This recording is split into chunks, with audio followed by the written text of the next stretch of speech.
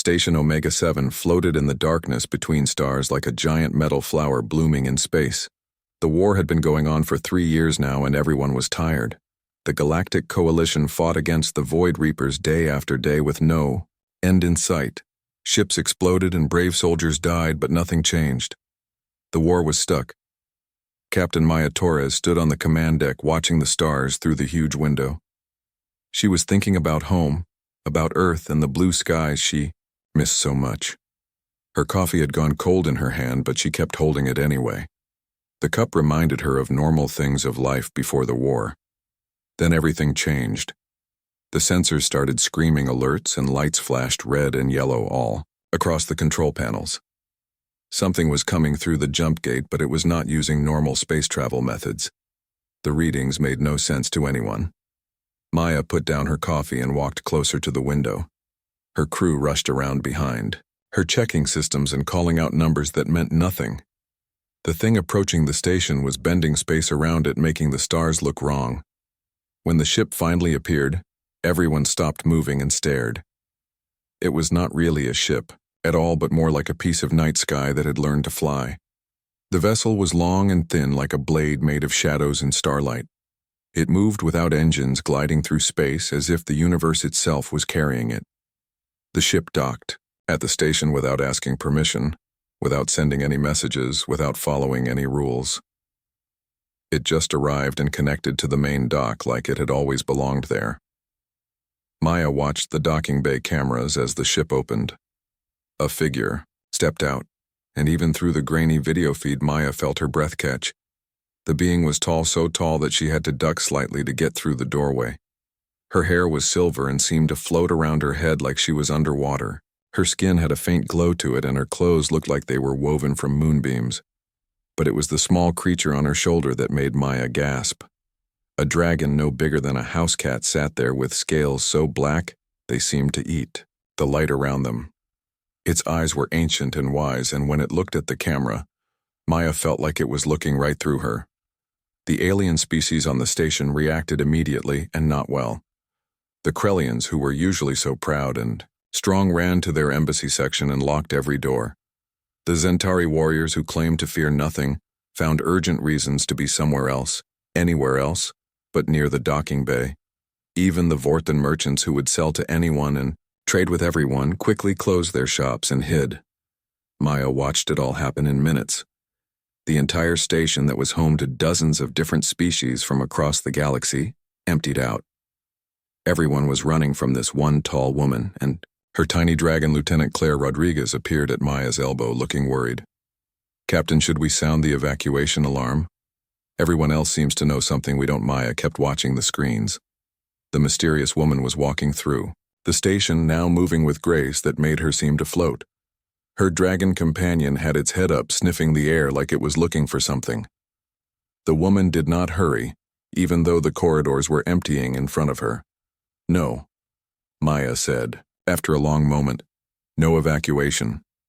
Get me everything we have on Star Elves." Claire blinked in surprise. "Star Elves, Captain. Those are just legends.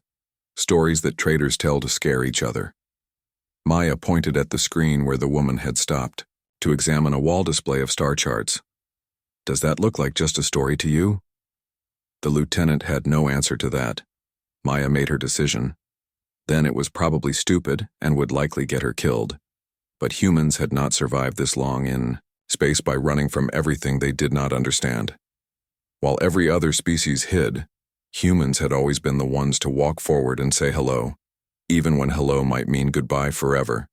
"I'm going down there," Maya announced. "Captain, no." Claire grabbed her arm.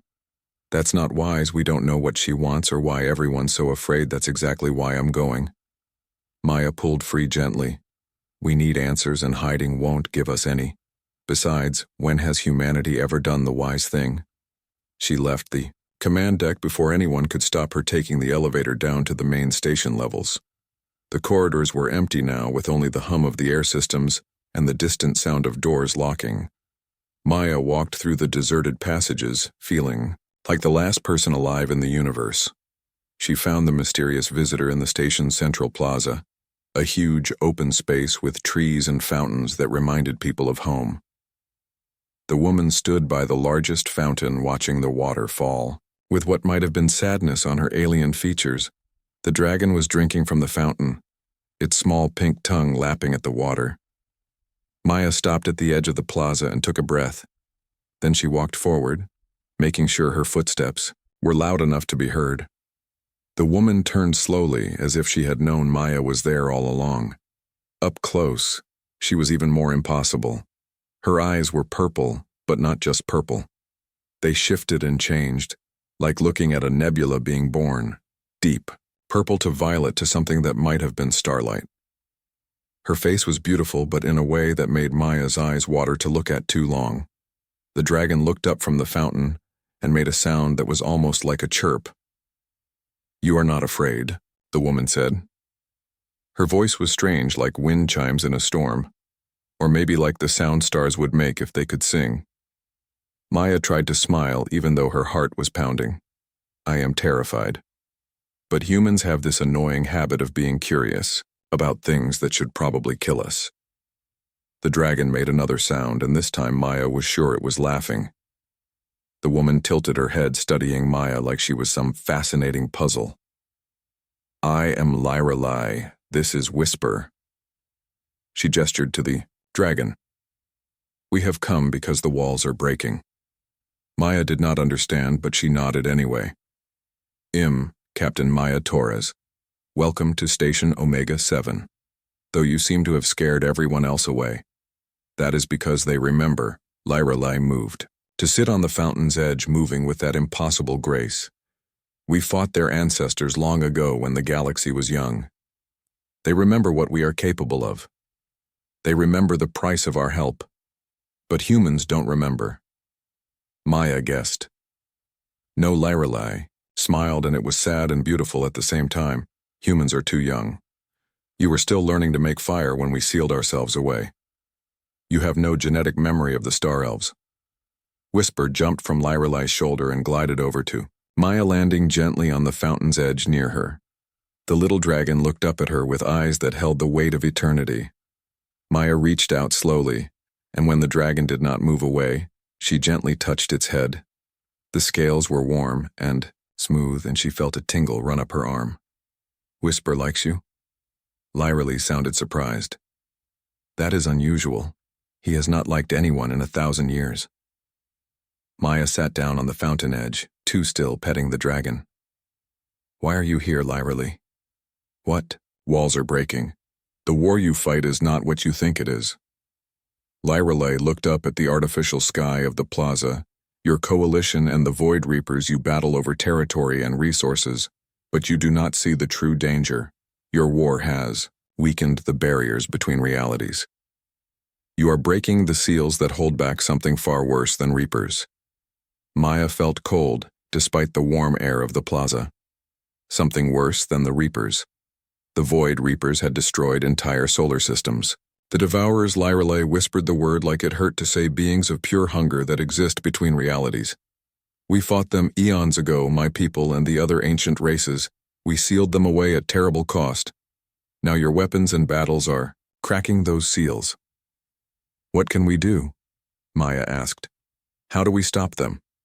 Lyrelai turned to look at her fully, and Maya saw something in those shifting eyes that might have been hope. "That is why I came here. Human, your species still has the potential to learn what the others have forgotten. You can still touch the old powers Maya did not understand. But she knew this was important. The fate of everything might depend on what happened next. "Teach me," she said simply. "The dragon." Whisper made his laughing sound again, and Lyrelai smiled, a real smile this time. "Perhaps there is hope after all," she said. Maya led Lyrelai and Whisper through the empty station corridors to a place she thought they might like. The botanical garden was usually full of people from different worlds, enjoying the plants and trees from their home planets. Now it was as deserted as everywhere else. The garden was beautiful even without people. Tall trees from a dozen worlds reached up toward artificial sunlight. Flowers bloomed in impossible colors, and strange fruits hung from alien branches. The air smelled like Spring on Earth mixed with scents. Maya had no names for.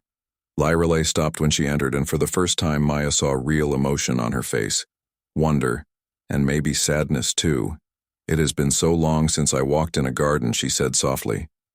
Maya found a bench near a small pond where fish with rainbow scales swam in lazy circles. She had grabbed coffee from a machine on the way, and now offered a cup to Lyrelay. The star elf looked at the dark liquid with curiosity. "This is coffee. Best human invention," Maya said, taking a sip from her own cup. "Well, maybe second best after music." Lyrelay tasted it carefully and her eyes widened slightly. "Bitter, but warming. I understand why your species values it." She sat on the bench with that flowing grace that made everything she did look like dancing. Whisper had discovered a bowl of nuts someone had left for the garden birds. He crunched them happily between teeth that looked far too sharp for such a small creature. "Tell me about the devourers," Maya said. "I need to understand what we're facing." Lyrelay was quiet for a long moment, staring at the pond. When the universe was young, there were many kinds of life. Some made of matter like you and me, some made of energy, some made of thought itself. The devourers are none of these things. They are made of hunger itself. Maya tried to understand hunger itself. How is that possible? They exist in the spaces between realities. Lyrelay moved her hands apart like she was stretching invisible thread. Not in our universe, or any other, but in the nothing between. They feed on existence itself. When they break through, they consume everything. Matter, energy, time, memory. Everything becomes nothing in their wake. The coffee in Maya's cup suddenly tasted like ash. And our war is letting them in. Every weapon fired, every ship destroyed, every life lost, it all weakens the fabric of space. Lyrelay looked at Maya directly. "Your coalition uses weapons that tear at subspace. The Reapers use void technology that punches holes. In reality, both sides are unknowingly opening doors." Maya set down her cup, feeling sick. "We have to stop the war. That will not be enough. The damage is done. The seals are breaking." Lyrelay reached out and touched the air in front of her. Patterns of light appeared between her fingers, complex and beautiful and terrible. "Watch." The light formed shapes that hurt to look at. Maya saw walls made of starlight cracking and breaking. She saw shadows pouring through the cracks. Shadows that ate everything they touched. She saw whole civilizations disappearing, not destroyed but erased like they had never existed at all. "Lyrelay, let the light fade. My people learned to fight them. We discovered the old magics, the powers that exist, not in technology, but in life itself. We sealed the devourers away, but the cost was everything. We had to leave physical form behind, become beings of pure energy. We thought we were safe. But you came back," Maya said. "You have a physical form now." Whisper stopped eating and made a sad sound. Yes, Lyrelay touched her own hand like she was surprised it was solid. "We felt the seals weakening. Some of us chose to return to matter to take form again so we could warn the young races. But most of my people are afraid they remember what physical existence cost us before Maya thought about this. These old magics, can they stop the devourers? They can seal them again?" "Yes." But Lyrelay paused. "The other races have forgotten how to use them. They chose technology over magic long ago. They built their civilizations on metal and circuits and forgot the power that lives in all things. But humans haven't forgotten." Maya guessed. "We never knew it in the first place." "Exactly." Lyrelay smiled, that sad smile again. "You are blank pages ready. To be written on, the others would have to unlearn everything they know. Humans can simply learn. Teach me," Maya said again. Please, Lyrelay studied her for a long moment. Maya felt like those purple eyes were looking through her skin and bones right into her soul. The learning will hurt. She warned many who try do not survive. Their minds break or their bodies burn out. Magic is not gentle. It demands everything. Maya thought about the war, about all the people dying every day, about entire worlds being destroyed. She thought about these devourers eating reality itself. I'm a soldier, Maya said. I've already accepted that I might die. At least this way my death might mean something. Whisper flew over and landed on Maya's shoulder. She felt his tiny claws through her uniform, gentle despite their sharpness. The dragon approves, Lyrelei said, and she sounded surprised again. Very well, Captain Maya Torres. I will teach you. But first you must understand something important. Maya waited. Magic is not technology. Lyrelei continued. It is not pressing buttons or following formulas. Magic comes from life, from emotion, from will. You must feel the universe, not think about it. You must become part of the flow, not stand apart from it. I don't understand. Maya admitted. Lyrelei stood and held out her hand. Close your eyes. Maya closed her eyes. She felt Lyrelei take her hand, and then everything exploded. Not with sound or force, but with connection. Suddenly Maya felt everything. The trees in the garden breathing. The fish in the pond dreaming. The station itself humming with electronic life. She felt the stars burning in space. Felt the void between them. Felt the ships moving through the darkness. Each person on the station was a bright spark of life. Each different. Each beautiful. And underneath it all, she felt the cracks, the places where reality was wounded, the shadows pressing against the walls of existence, hungry and patient. Maya gasped and opened her eyes. She was on her knees, though she did not remember falling. Lyrelei knelt beside her, looking concerned. What was that? Maya whispered. A glimpse. Lyrelei helped her sit back on the bench. The tiniest fraction of what you must learn to see and control. Most species take years to feel even that much. But she did it in seconds. Whisper said. Maya jumped. The dragon had spoken, not in words exactly, but she had understood him perfectly. Did he just? Maya stared at the little dragon. You can hear him now. Lyrelei looked pleased. The connection is opening. You may be able to learn fast enough, after all. Fast enough for what? Maya asked, though. She was afraid she knew. Lyrelei looked up at the artificial sky. The devourers are already testing the weakest points. I estimate we have perhaps 2 weeks before they break through fully. When that happens, this war between Coalition and Reapers will not matter. Everyone will die, or worse, be erased utterly. 2 weeks. Maya stood up, still shaky but determined. Then we better get started. She paused, remembering something. Wait, I can't be the only human who can learn. We should teach others too. Lyrelei nodded slowly. Perhaps, but we must be careful. Magic in the wrong hands is more dangerous than any weapon your species has created, and some minds are not meant to touch. These powers, Maya thought about her crew, about humanity spread across the stars. We have to try. Humans are good at surprising people. It's kind of our thing. Whisper made his laughing sound again. She is very human, he said, in that strange, wordless ways. That good or bad? Maya asked. Lyrelei actually smiled, a real warm smile this time. That remains to be seen, Captain. But I begin to think it might be very good indeed. They spent the rest of the day in the garden, Lyrelei teaching Maya to feel the connections. Between all things, Maya learned that magic was not about power, but about understanding. Not about controlling, but about joining. She failed more than she succeeded, but each failure taught her something new. When night fell on the station and the artificial stars came out, Maya could feel them. Each point of light was connected to every other in a web of existence that was beautiful beyond words. And in the darkness between, she could feel the hungry shadows waiting. 2 weeks to save everyone. Maya smiled grimly. She had faced impossible odds before. Time to do what humans did best, time to do the impossible. Maya fell from the sky for the 6th time that morning. She hit the training mat hard enough to knock all the air from her lungs. Above her, Whisper circled, making that laughing sound that she was really starting to hate. Focus, Lyrelei said from where she stood at the edge of the mat. You are thinking too much. Feel the air around you, become part of it. Maya pushed herself up, tasting blood where she had bitten her tongue. Easy for you to say, she gasped. You don't have a mean little dragon dropping you from the ceiling. 7 days had passed since Maya began training. 7 days of pain and failure, and tiny moments of success that kept her going.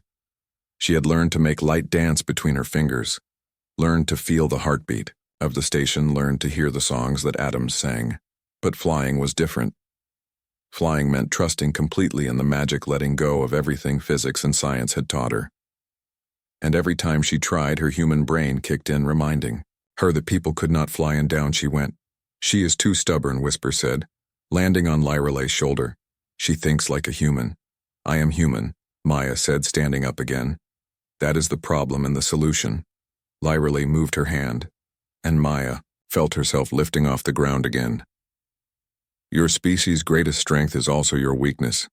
You adapt quickly, but you also hold tight to what you know." Maya tried to relax as she floated up. She could feel the energy holding her, the magic that Lyralay controlled as easily as breathing. But when Lyralay let go and Maya had to hold herself up, she fell again. This time she landed on her feet at least. The training was making her stronger in ways that had nothing to do with magic. Her reflexes were faster, her senses sharper. She could feel things coming before they happened.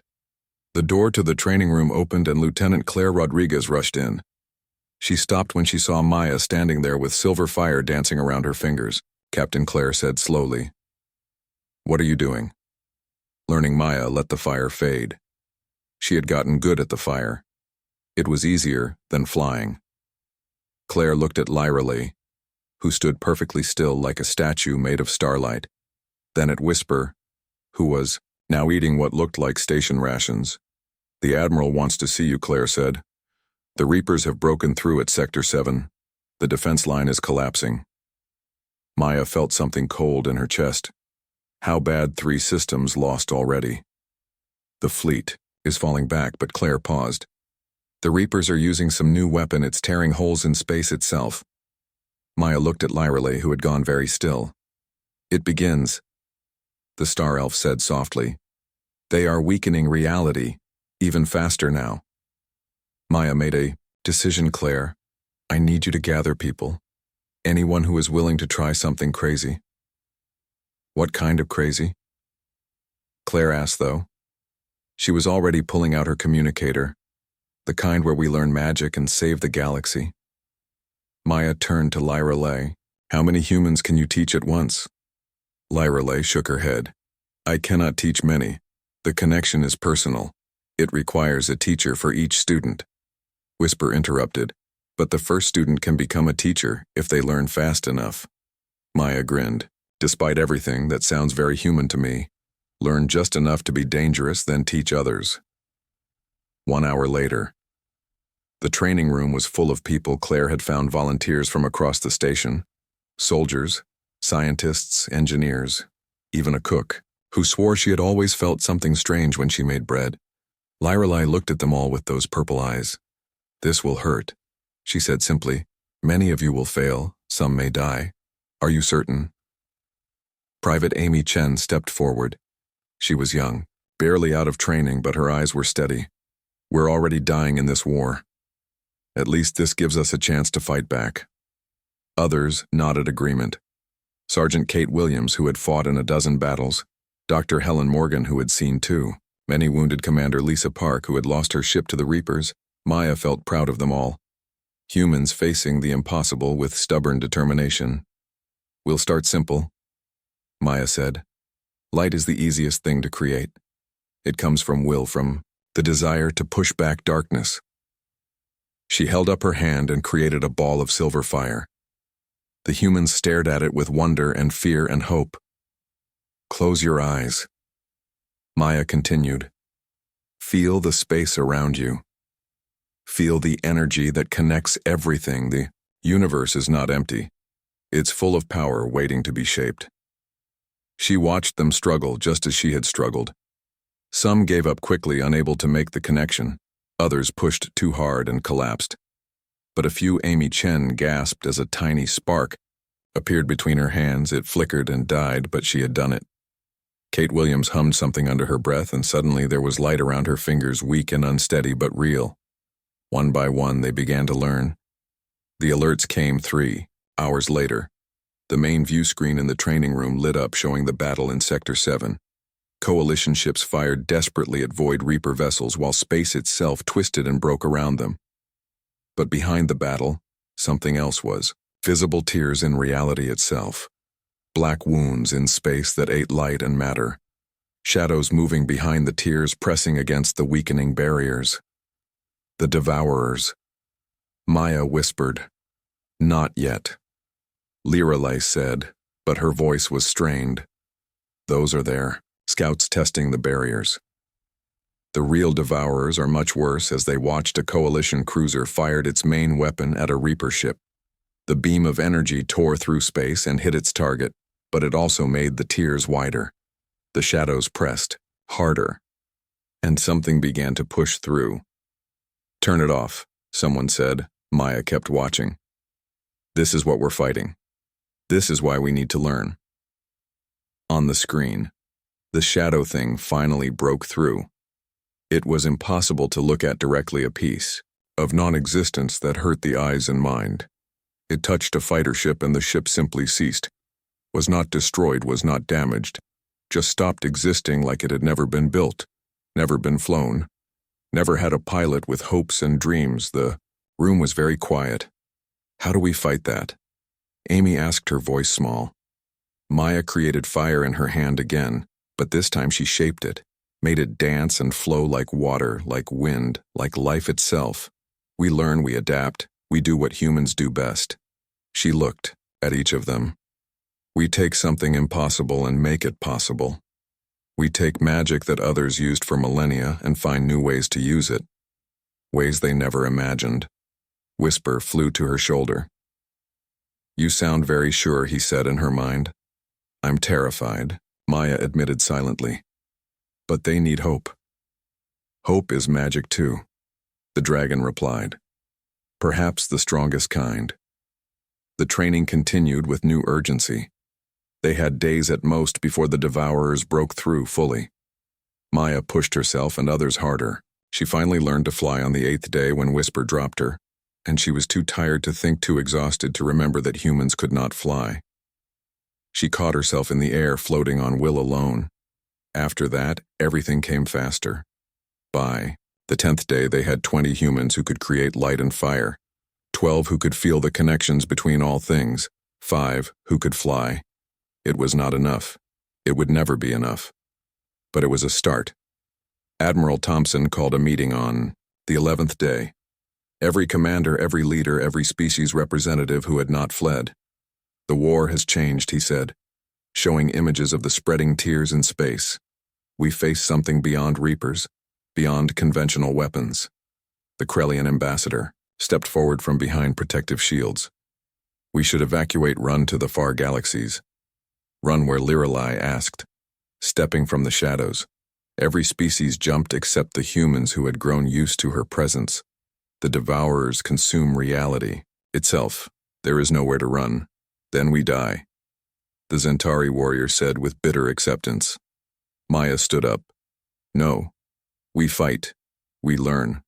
We adapt." She created a complex pattern of light in the air, showing the connections between all things. Humans are learning. The old magics we can teach others. The room erupted in arguments, fear and hope and disbelief all mixed together. Above it all, the screens showed the tears growing wider and the shadows pressing harder. Time was running out. The tears in reality finally broke open above Planet Crimson on day 13. Maya felt it happen, felt the universe scream as the barriers shattered. She was leading a training session when every human mage in the room collapsed, clutching their heads. "They are here," Lirelai said simply.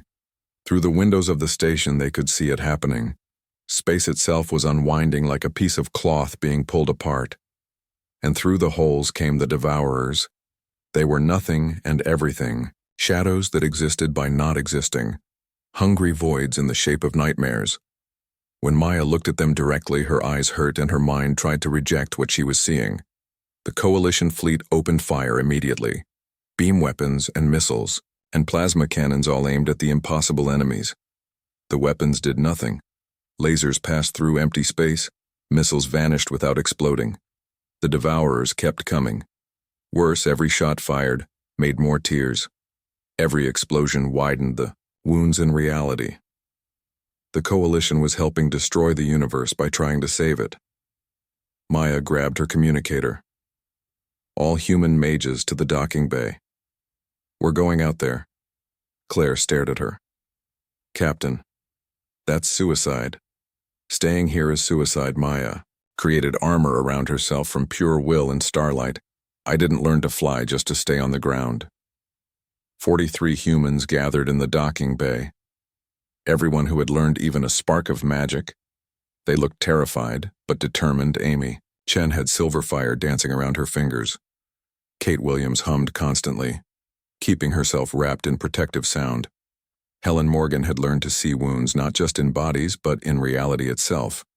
Lyra Lay and Whisper waited by the airlock. The Star Elf looked sad. This is not how I wished it to end. It's not ending, Maya said. It's beginning. Humans are good at beginnings. She opened the airlock and stepped into space. Flying in atmosphere was one thing. Flying in vacuum surrounded by devourers and exploding ships was something else entirely. Maya wrapped herself in magic and pushed forward, feeling her human volunteers following behind. The battle was chaos. Coalition ships firing desperately. Reaper vessels using void weapons that made everything worse, and between them all the devourers feeding, growing stronger with every moment. Maya reached the nearest Coalition ship and landed on its hull. She could feel the crew inside their fear and determination. She reached through the metal with her mind and touched the weapons officer. Stop firing, she projected directly into his thoughts. Your weapons make it worse. The officer jerked in surprise, but Maya was already moving. She flew to the next ship and the next, spreading the message, stop firing. Stop making it worse, but if we don't fight, we die. Someone responded, then we fight differently, Maya said. She gathered her power and created something new. Not fire or light, but solid magic shaped like a missile.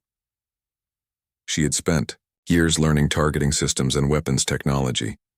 Now she merged that knowledge with magic, creating guided projectiles of pure will. The magic missile flew true and struck a devourer.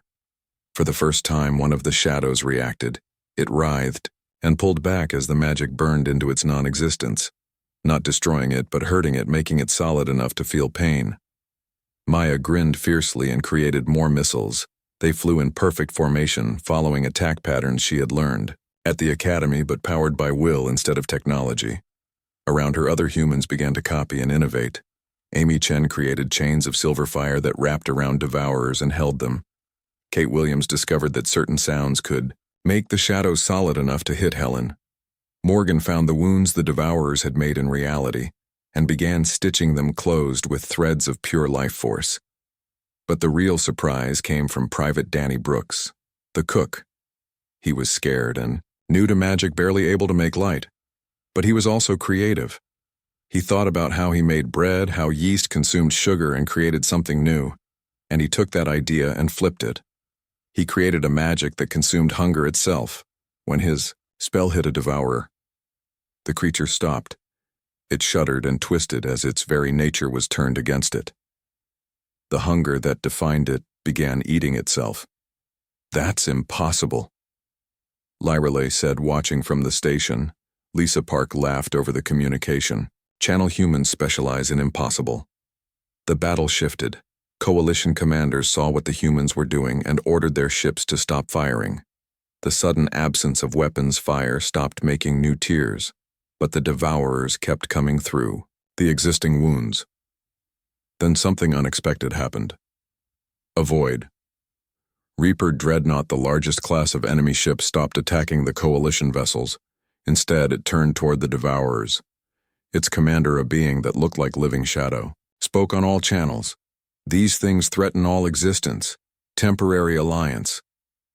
Maya felt hope surge in her chest. Yes, together. The Reaper ships had void weapons that were useless against devourers. But they also had something else they could manipulate, space itself. And when they worked with human mages, Maya watched as Kate Williams joined her sound magic with a Reaper's void manipulation. The combination created a resonance that made the devourers solid and vulnerable. Amy Chen's silver fire, merged with void energy, became something that could burn non-existence itself. "We need more," Claire called out. "The tears are too big. There are too many coming through." Maya looked at the spreading wounds in reality. Hundreds of devourers pouring through, with more coming every second. They were winning the battle but losing the war. Then she had an idea. It was crazy and dangerous and very, very human. "Lyrelai," she called. "Can you teach me to go between?" The Star Elf's response was immediate and horrified. "No, that is forbidden.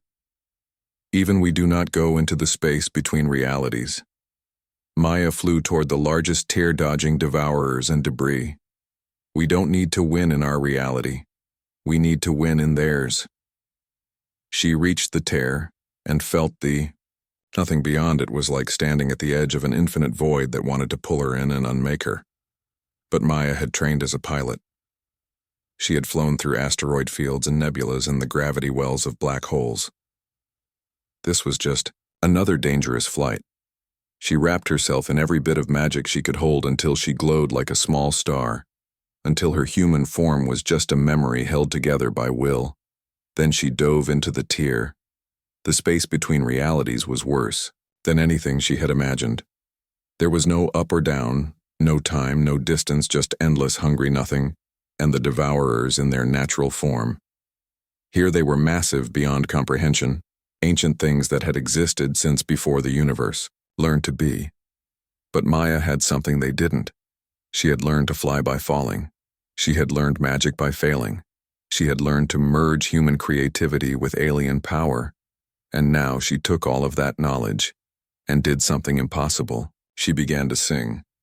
Not with her voice, which didn't exist here, but with her soul. She sang the song of existence, the melody of atoms dancing, the harmony of stars being born, the rhythm of life spreading across infinite worlds. The devourers recoiled. They were hunger incarnate, and she was offering them a feast of reality itself, but it was poisoned with something they couldn't consume. Joy, wonder. The simple human happiness of being alive. Other humans followed her through the tear. Amy with her Silverfire, Kate with her battle hymns, Danny with his hunger-eating spell. They sang together a chorus of existence that made the nothing remember what it was like to be something. And in that moment of remembering, the devourers hesitated. It was enough. Maya reached out to every mage, human and alien, to every ship, coalition and reaper, to every living thing that could feel the connection. Together she called, "Push them back, while they remember what they lost." The combined will of thousands hit the devourers like a wave. Reality itself reasserted its dominance. The tears began to close, not gently, but slamming shut, like doors in a hurricane. Maya and her volunteers barely made it back, through tumbling into real space as the wounds in reality healed behind them. She floated in space, exhausted beyond words, and watched as the last of the devourers were pushed back into their prison between worlds. Around her, coalition and reaper ships hung in space, not firing, not fighting, just existing together in the moment of victory. "We did it," Amy said, her mental voice full of wonder. "The first battle," Maya corrected. "They'll try again. The seals are still weak, then we'll be ready," Kate said. "And next time, we'll have more mages." The Reaper commander spoke again. "This alliance, it continues," Admiral Lisa Park answered for humanity. "Yes, until the devourers are sealed forever, we fight together." Maya felt Whisper land on her shoulder in space, the little dragon wrapping her in a bubble of air. "Very human indeed," he said with approval. Station Omega 7 was different now. 3 months had passed since the battle above Planet Crimson, and everything had changed. The corridors that once separated species by fear now buzzed with mixed groups learning together. Krellians practiced light magic beside humans. Centauri warriors hummed battle songs with Kate Williams. Even the careful Vorthons had opened their shops to sell crystals that helped focus magical energy. Maya stood in the botanical garden watching Lyrelai teach a group of young beings from 12 different worlds. The star elf moved with her usual grace, but something had changed. She smiled more now. The sadness in her purple eyes had faded, replaced by something that looked like hope. Whisper perched on a branch above, eating his favorite earth almonds. The little dragon had grown slightly larger, and his scales now showed hints of silver among the black. He claimed it was from eating too much human food, but Maya suspected it was something else. The dragon was happy captain.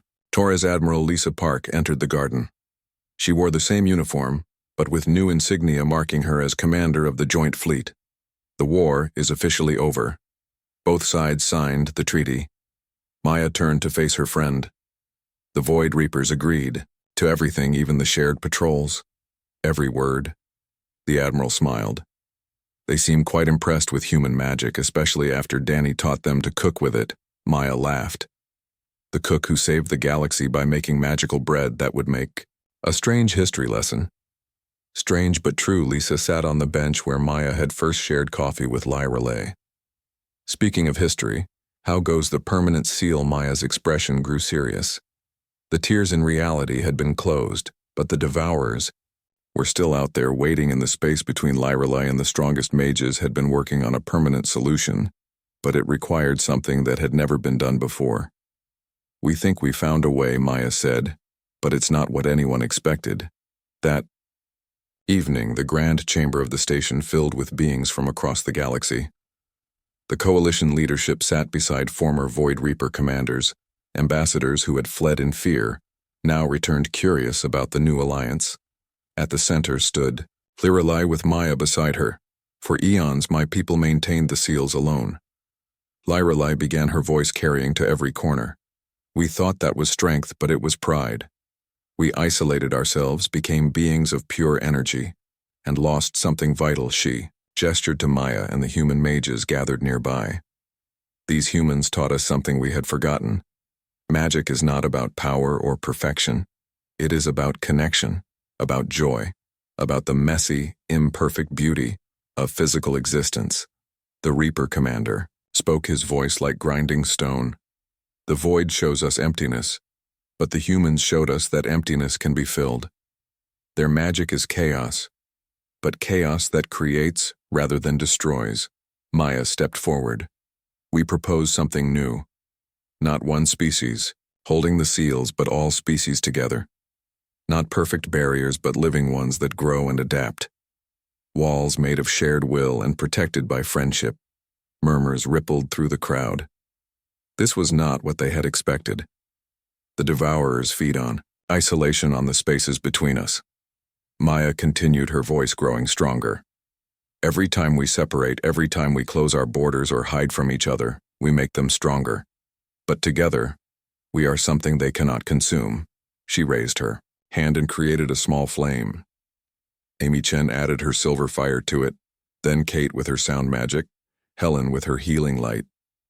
One by one, beings stepped forward, adding their own energy.